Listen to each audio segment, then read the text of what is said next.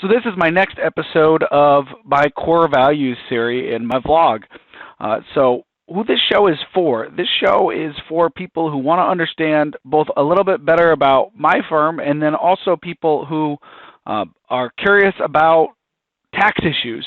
So one of the things that I found is that there's a lot of bad information out on the internet about what to do when you're kind of on the wrong side of the IRS.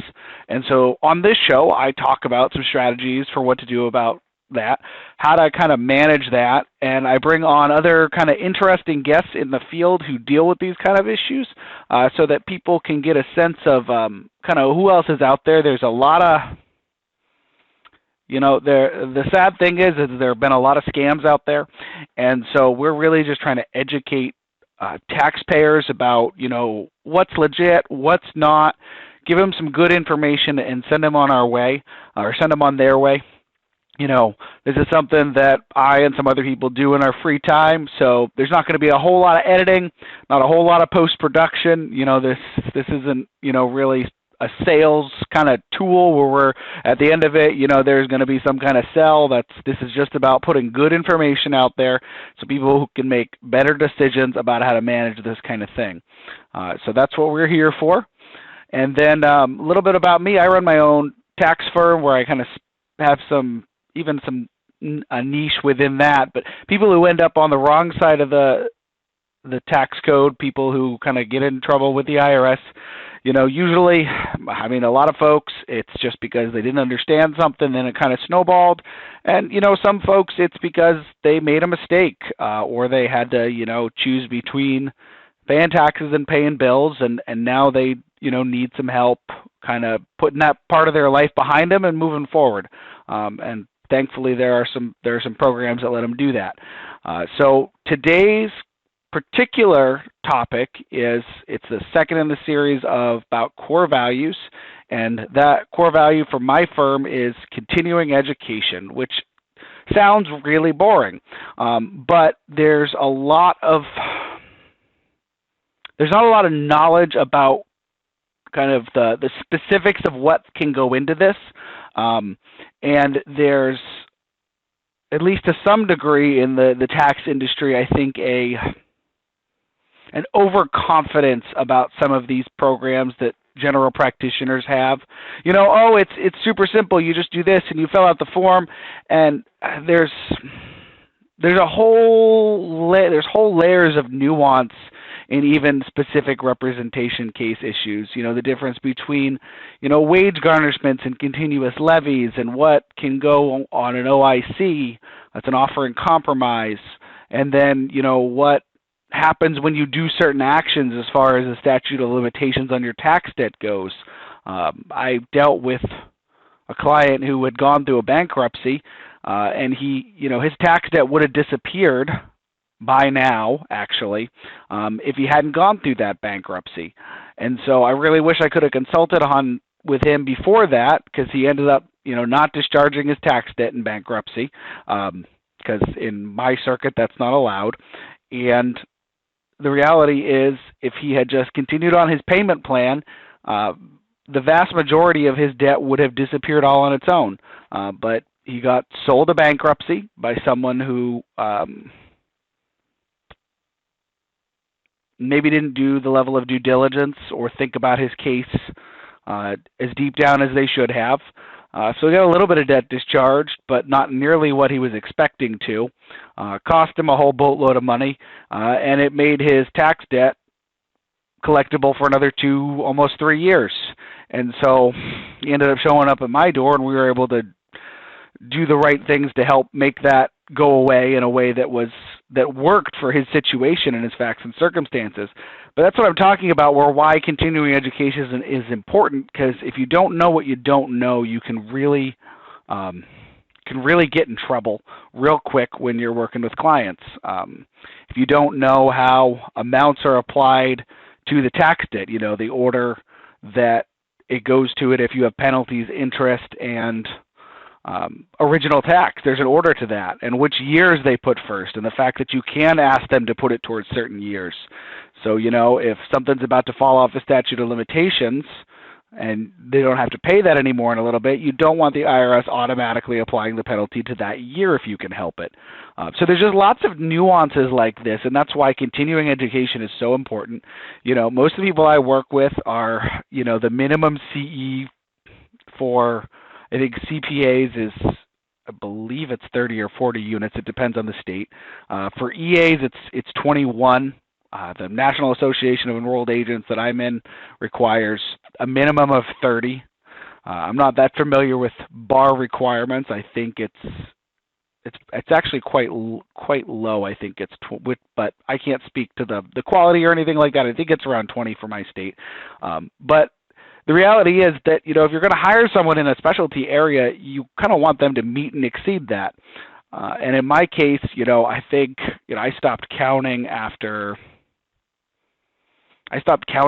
40 or 50. And that doesn't take into account the grad classes that I'm always taking, that, you get the same amount of credit that you get if you show up to just a normal continuing education program for 3 hours. But that's, a semester-long program, weekly assignments, but you get 3 hours of continuing education because that's the contact hour that you get. It's either here nor there, but that's the point is that constant education helps you keep up on changes. It helps you keep up on new strategies. It helps you keep up on these nuances that are changing. It's like I'm dealing with this one thing now where there's an employer shared responsibility payment, which is a new thing as a couple of years ago. It's the employer side of the shared responsibility payment, and don't know much about that, but I've got colleagues that I can ping and ask questions about, and I was able to get somebody kind of on the other side who actually helped advise writing on the bill that this penalty came from.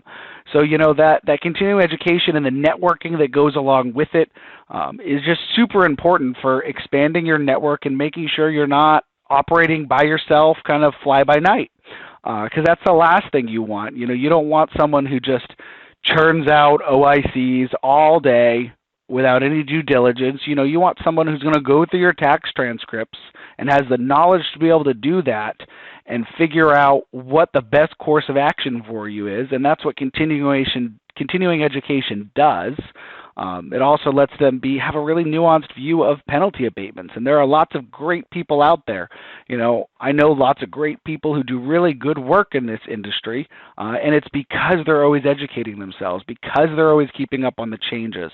And that's why, as boring as education is, and I know I'm not supposed to talk about from a marketing point of view how important education is, because it's what accountants and lawyers and financial professionals and enrolled agents are all interested in. It's not necessarily what the customer's interested in, but I think I can't stress enough the importance of looking at the CV or the resume of the person you're hiring, and looking to see, if it's me, you can see it. If it's anybody else, you want to see it though. You want to see what they've done, and you want to see how high they value improving their skills.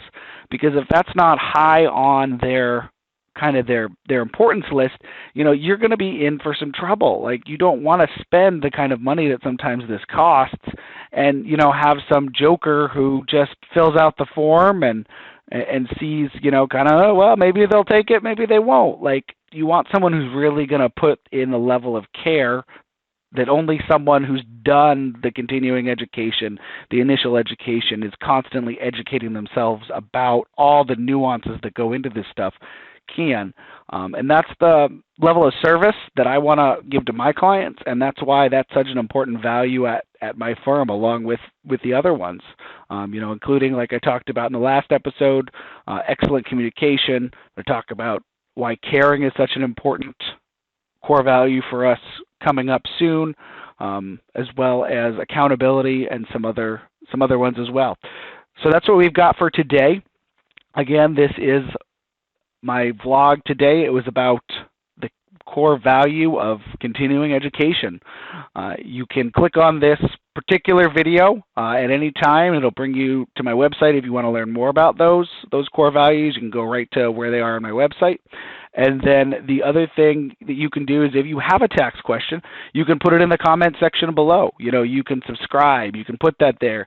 And my offer, my standing offer is that if you put that comment down in there, I'm very likely to see it almost immediately. And I will pump out a new video, and I batch these. I tell people that because I don't have time to do one of these every day of the week or do it every time I'm about to publish it. But I will answer your question, and I will put out a new video that kind of interrupts the sequence within a week. If I don't see it, obviously it won't go out. Remind me. My email's right on my website. You can send me an email to let me know that's there if I didn't see it.